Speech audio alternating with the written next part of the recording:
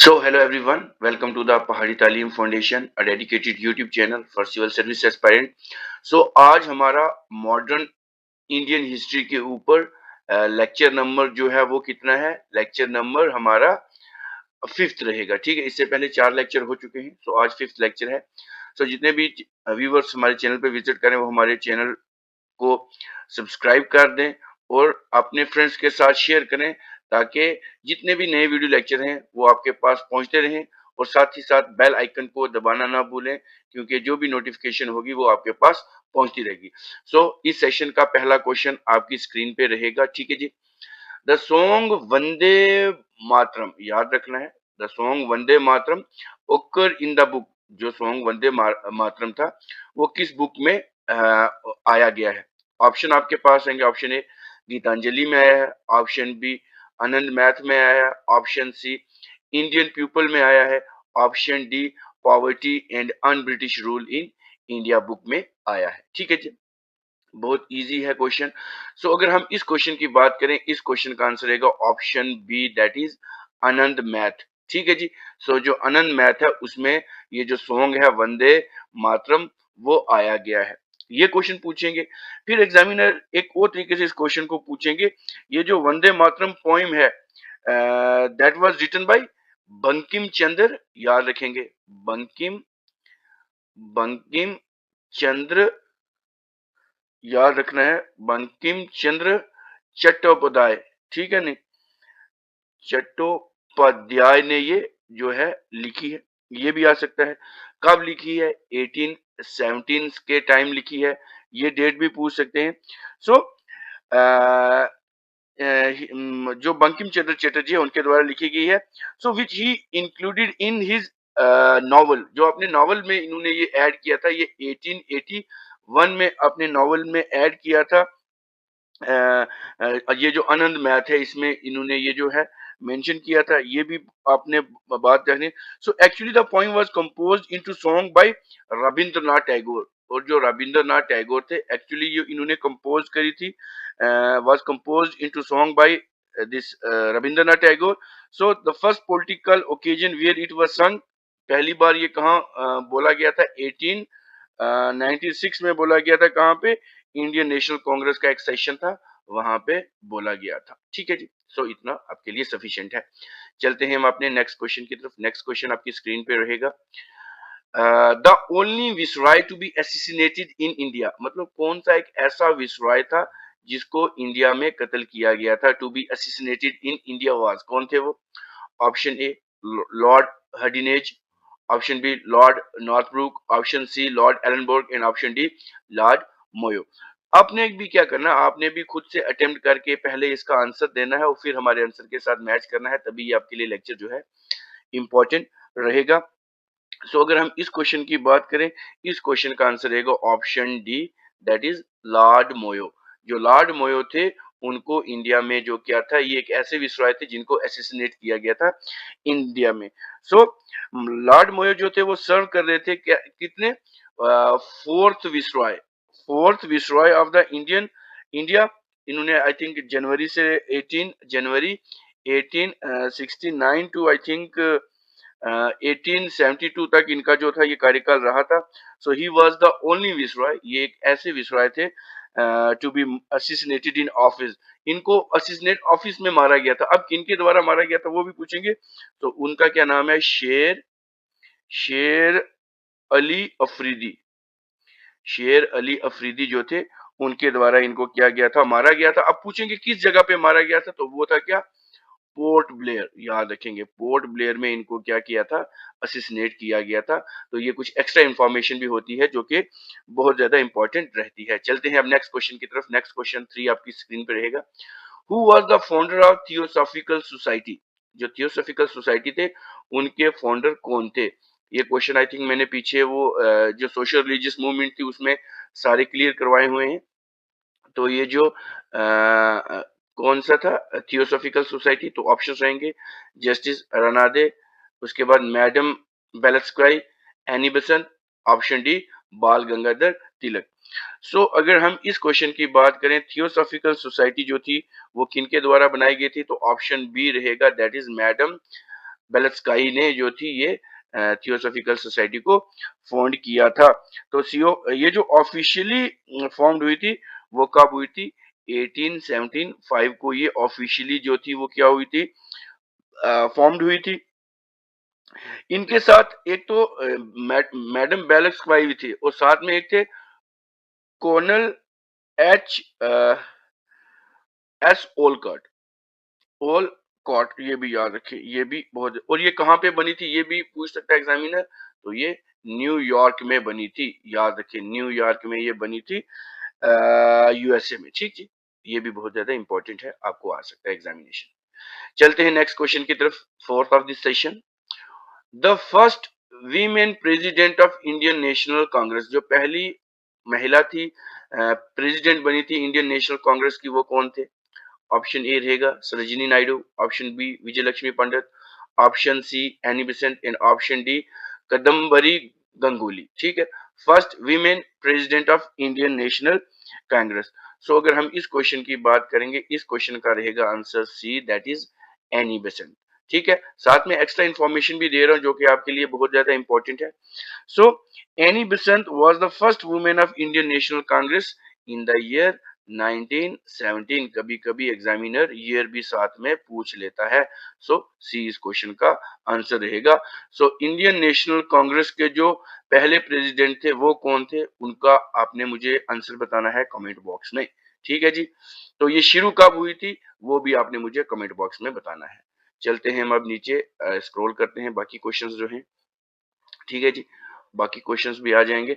तो question number 5 of this session रहेगा हमारा, 5 of this session. Indian national Congress split in Indian national Congress split for the first time, पहले time Indian national Congress जो थी वो split हुई थी, किस सेशन में हुई थी?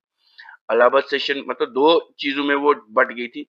अब वो सेशन कब का था? इलाहाबाद का सेशन था, कलकत्ता का सेशन था, सूरत का सेशन था, या लाहौर का सेशन था? सो अगर हम इस क्वेश्चन की बात करें, इस क्वेश्चन का आंसर रहेगा option C, that is Surat. Surat session में जो थी the Indian national Congress which was establish in the year 1885, ये तो 1885 में बनी थी, which was divided into two group mainly by the, एक तो एक्सट्रीमिस्ट ग्रुप थे और एक मॉडरेट ग्रुप थे। इन दोनों ग्रुप में जो था सूरत सेशन में जो थी इंडियन नेशनल कांग्रेस जो थी वो दो हिस्सों में बट गई थी। एक में एक्सट्रीमिस्ट थे जिनको हम गरम दल बोलते हैं, और एक थे मॉडरेट जिनको हम नरम दल बोलते हैं। इन दोनों में वो क्या हो गई थी, बट गई थी बाय, और किस सेशन में? ऑप्शन रहेगा सी, दैट इज सूरत सेशन में। बहुत ज्यादा इंपॉर्टेंट है। चलते हैं नेक्स्ट क्वेश्चन की तरफ। नेक्स्ट क्वेश्चन आपकी स्क्रीन पे रहेगा 46। Which of the following institution was not found by Mahatma Gandhi, इनमें से कौन सा एक ऐसा इंस्टीट्यूशन है जो कि महात्मा गांधी के द्वारा नहीं बनाया गया है? ऑप्शन ए रहेगा साबरमती आश्रम, ऑप्शन बी रहेगा सेवाग्राम आश्रम, ऑप्शन सी रहेगा विश्व भारती, एंड ऑप्शन डी रहेगा फिनिक्स आश्रम। ये सारे के सारे जो हैं बनाए गए हैं। अब इनमें से ये बताना है कौन सा जो है वो महात्मा गांधी के द्वारा नहीं बनाया गया है। सो अगर हम इस क्वेश्चन की बात करें, ये इंपॉर्टेंट क्वेश्चन है, तो इस क्वेश्चन का आंसर रहेगा ऑप्शन सी रहेगा, विश्व भारती जो है वो महात्मा गांधी ने नहीं बनाया। तो बाकी आपको पता हो जाना चाहिए कि साबरमती आश्रम भी गांधी जी ने बनाया है, सेवाग्राम आश्रम भी उन्होंने बनाया, और फिनिक्स आश्रम भी उन्होंने बनाया। मतलब ये तीन के तीन आपको नाम पता लग गए हैं, ये जो है वो महात्मा गांधी जी ने बनाए हुए हैं। सो बहुत ज्यादा इंपॉर्टेंट है। सो विश्व भारती एक यूनिवर्सिटी थी, एक पब्लिक सेंट्रल यूनिवर्सिटी थी, जो कि कहाँ पे बनी थी अब ये भी पता होना चाहिए। ये वेस्ट बंगाल में थी। ये कहाँ पे थी? वेस्ट बंगाल में थी। और किनके द्वारा बनाई गई थी? ये लोकेटेड थी कहाँ पे? एक जगह है शांति निकेतन, याद रखें, रविंद्रनाथ टैगोर के साथ एसोसिएट करता है। शांति निकेतन में वेस्ट बंगाल में बनी गई थी। So it was founded by Rabindranath Tagore. ये जो थी किसने बनाई थी? रविंद्रनाथ टैगोर ने बनाई थी, जिसको हम विश्व भारती कहते थे, जिसका मतलब क्या था? कम कम्युनि मतलब इसको कहते थे communication of the world with in India, या communion of the world with India, of world with India कहा जाता था। तो ये क्वेश्चन भी बहुत इंपॉर्टेंट है। चलते हैं हम अपने 7th क्वेश्चन पे इस सेशन के। English education was introduced by India, in India bye, जो इंग्लिश एजुकेशन थी that was introduced in India bye, किसके द्वारा वो इंट्रोड्यूस की गई थी, ये भी बहुत ज्यादा इंपॉर्टेंट है। सो ऑप्शन आपके पास रहेंगे, क्या लॉर्ड कर्जन ने इंट्रोड्यूस किया था, मैकॉली ने किया था, डलहौजी ने किया था, या बेंटिंग ने किया था। सो अगर हम इस क्वेश्चन की बात करें, ये क्वेश्चन ऑब्वियस सा रहता है, that was introduced by Lord Macaulay. जो लॉर्ड मैकॉली थे उन्होंने क्या किया था, English education was introduced in India by Lord Macaulay. Lord Macaulay ने किया था। कब किया था ये भी पूछेंगे, 1835 को किया था, ये भी आपको पता होना चाहिए। डेट प्लेस टाइम और जो इंसान है जिसने इवेंट किया उसका पता होना चाहिए। So was introduced by Lord Macaulay ने किया था इन 19 इन सॉरी दिस 1835 को किया था। ठीक है जी। अब चलते हैं हम अपने नेक्स्ट क्वेश्चन की तरफ। नेक्स्ट क्वेश्चन भी बहुत ज्यादा इंपॉर्टेंट है आपके एग्जामिनेशन पॉइंट ऑफ व्यू से। सो ये आ गया आपका next question. So next question आपकी स्क्रीन पे है, who among the following did Gandhi ji regarded as his political guru. Gandhi जी ने अपना पॉलिटिकल गुरु किसको माना था। ऑप्शन रहेंगे महादेव देसाई, ऑप्शन बी रहेगा दयानंद सरस्वती, ऑप्शन बी रहेगा आचार्य नरेंद्र देव, एंड ऑप्शन डी रहेगा गोपाल कृष्ण गोखले। सो अगर मैं इस क्वेश्चन की बात करूं, आपने भी अटेम्प्ट करना है, सो इस क्वेश्चन का आंसर रहेगा option D, that is Gopal Krishna Gokhale. So option D इस क्वेश्चन का आंसर रहेगा। गोपाल कृष्ण गोखले को गांधी जी क्या करते थे, उनको वो अपना पॉलिटिकल गुरु मानते थे। ठीक है जी। चलते हैं हम नेक्स्ट क्वेश्चन की तरफ। नेक्स्ट क्वेश्चन आपकी स्क्रीन पे रहेगा, who was the what was the chief objective of Wahhabi movement. जो वहाबी मूवमेंट थी उसका जो चीफ ऑब्जेक्टिव था वो क्या था। ऑप्शन रहेंगे आपके पास, forge coordinate relation with British, purify Islam, improve the condition of women, and option D adopt national education। तो इनका सॉरी, तो क्या था इनका ये जो ऑब्जेक्टिव था। सो हम अगर इस क्वेश्चन की बात करें, इस क्वेश्चन का आंसर रहेगा option B, the main objective the chief objective of the Wahhabi movement is to purify Islam. Islam को क्या करना था, प्योरीफाई करना था। तो इस क्वेश्चन का आंसर रहेगा ऑप्शन बी। ठीक है जी। चलते हैं अब नेक्स्ट क्वेश्चन की तरफ। नेक्स्ट क्वेश्चन आपकी स्क्रीन पे रहेगा। नेक्स्ट क्वेश्चन रहेगा आपकी स्क्रीन के ऊपर। इसको मैं थोड़ा और स्क्रॉल कर लेता हूँ, ये यहाँ पे। सो क्वेश्चन नंबर 50 और 10 ऑफ दिस सेशन रहेगा, गांधीज गांधीज जी सत्याग्रह, जो सत्याग्रह थी, meant an attachment to the following element. वो किसके साथ, जो इनके एलिमेंट थे किसके साथ अटैच थे।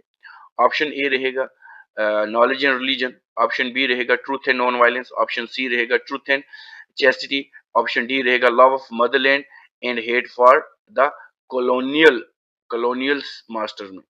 अब सत्याग्रह का क्या मतलब था, तो अगर हम इस क्वेश्चन की बात करें, गांधी जी हमेशा, जो सत्याग्रह का मतलब होता था वो क्या था, ट्रूथ एंड नॉन वायलेंस, याद रखें। सो इस क्वेश्चन का आंसर रहेगा ऑप्शन बी रहेगा, ट्रूथ और वायलेंस के ऊपर रहते थे।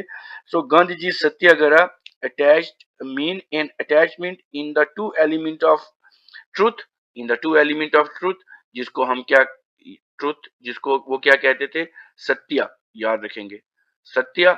और टू एलिमेंट है, एक एलिमेंट हो गया सत्य, और दूसरा कौन सा हो गया हमारे पास, नॉन वायलेंस। नॉन वायलेंस, और नॉन वायलेंस को क्या कहते थे, अहिंसा। अहिंसा। तो ये दो ऑब्जेक्टिव थे इनके सत्याग्रह के। ठीक है जी। तो ये वीडियो लेक्चर आपको कैसा लगा, आप हमें कमेंट करके बता सकते हैं।